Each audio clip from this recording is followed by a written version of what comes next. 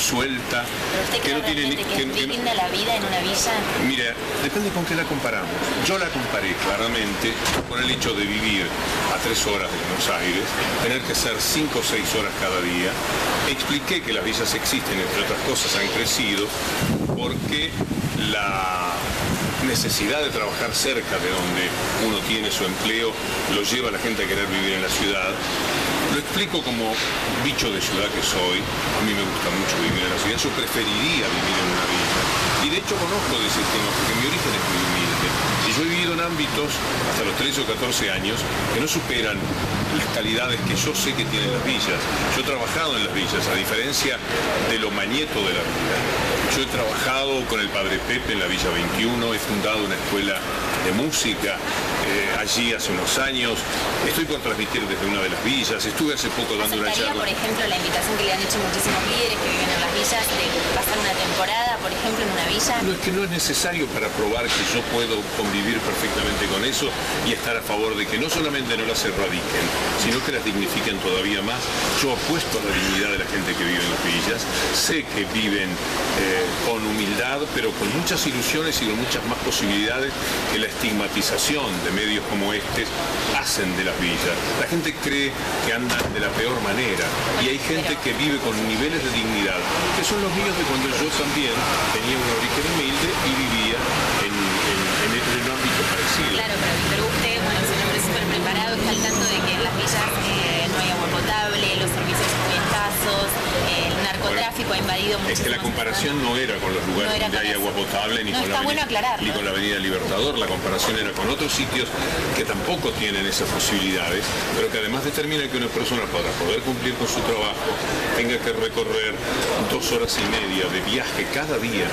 Son 5 horas. ¿Vos te imaginás 70 días o 60 días por año sentado en un micro, nada más que para ir a trabajar y después trabajar 14 horas? ¿Qué te queda del alivio, de aquellos elementos culturales, de la lectura, del cine, del entretenimiento, de lo que la ciudad te ofrece permanentemente? Muchas cosas gratis. Yo voy a hacer mi programa de este domingo bajada de línea por todo esto que ocurrió tan inesperado y tan absurdo y tan demostrativo del poder diabólico que tienen ustedes.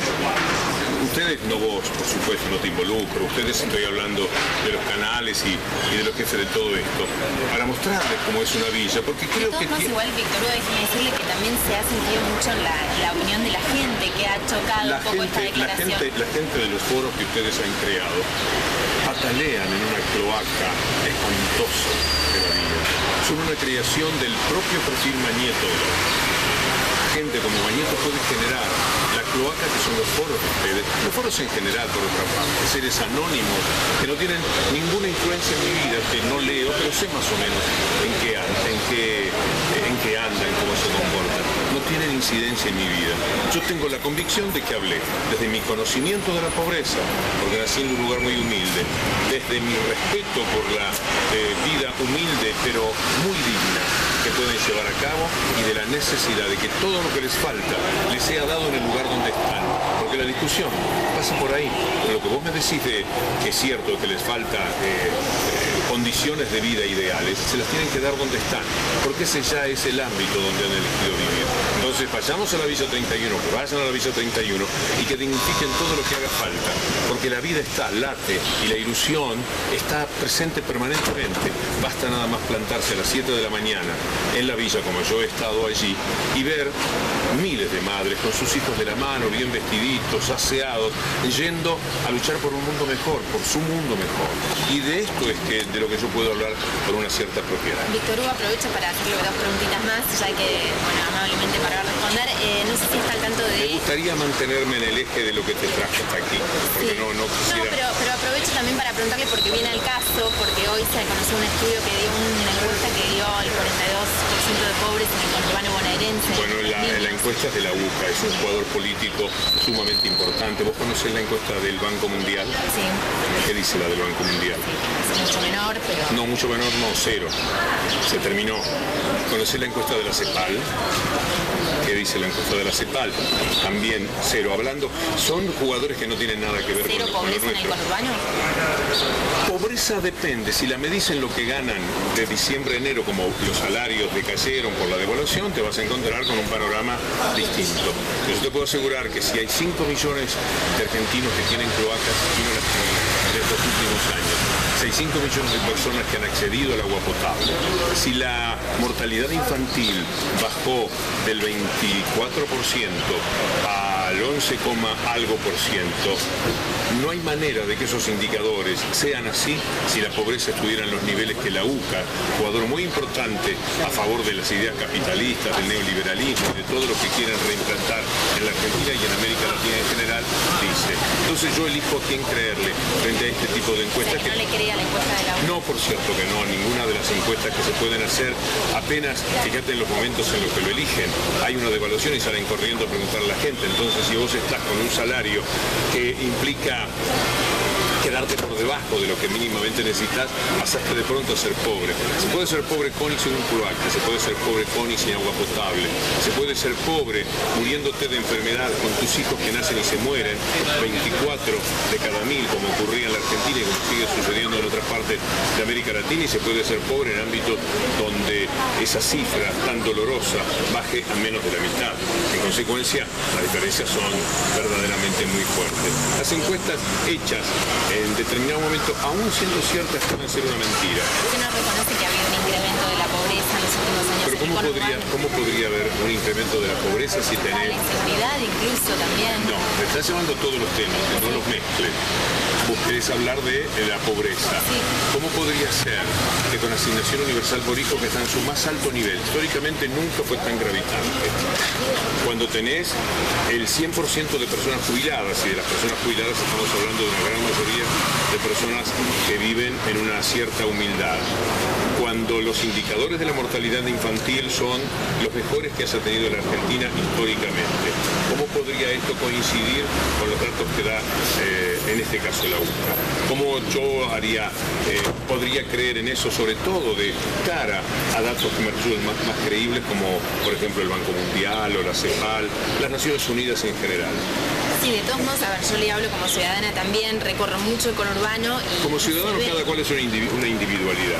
No se puede hablar, salvo con el manejo de estadísticas. Las percepciones de cada uno son las percepciones de cada uno. Yo respeto la tuya y además es una subjetividad que vos has formado en el ámbito en el que estás desarrollando tu trabajo, que tiene una intencionalidad política, que tiene una malicia determinada, que pero tiene... sin intencionalidad, Víctor. No, hace falta simplemente salir al conurbano y ver la cantidad de chicos pobres que hay. Pero no podés evitar que tu subjetividad sea la que sea.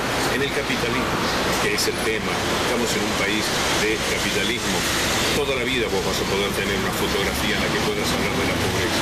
Los creadores de este mundo tan injusto que tenemos, los que defienden a la sociedad rural con sus 100.000, 200.000, 400.000 hectáreas y se paran en la tranquera frente a los 39 millones y medio que no tienen un metro cuadrado donde caerse muertos y dicen qué barbaridad la pobreza, son nada más que cínicos.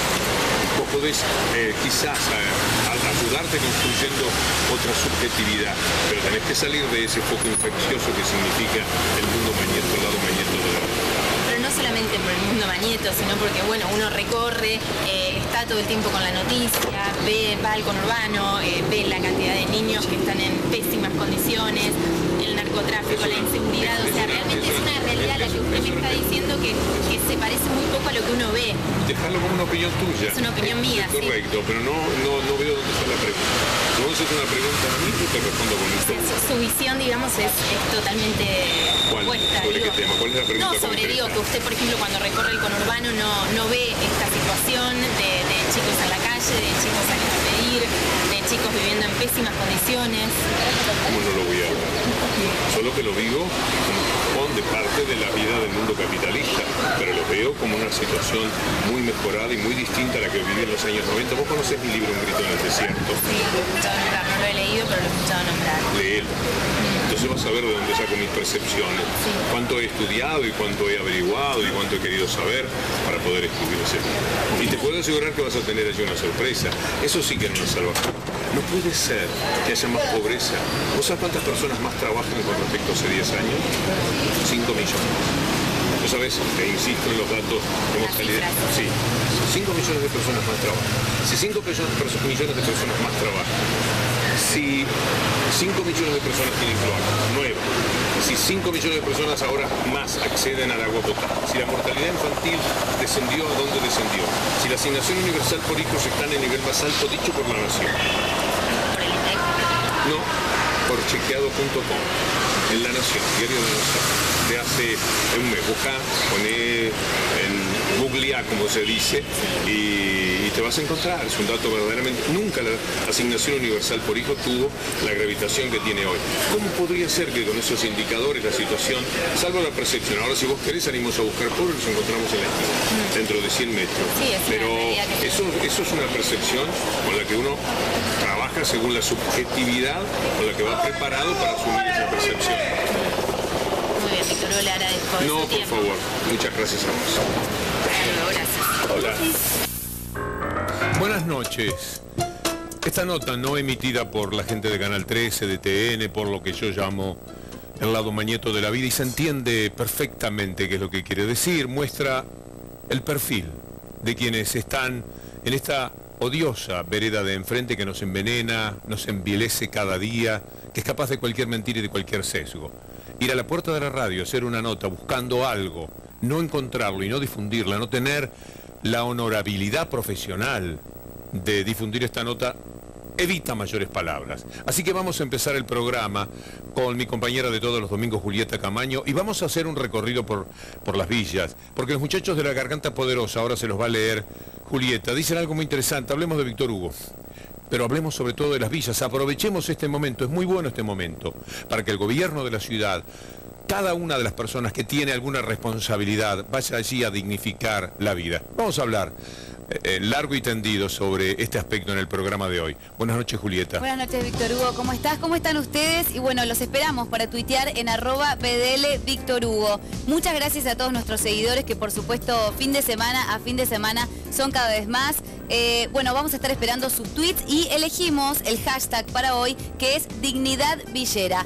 Como vos bien decías, Víctor Hugo, la gente de la Garganta Poderosa esta semana publicó un nuevo número.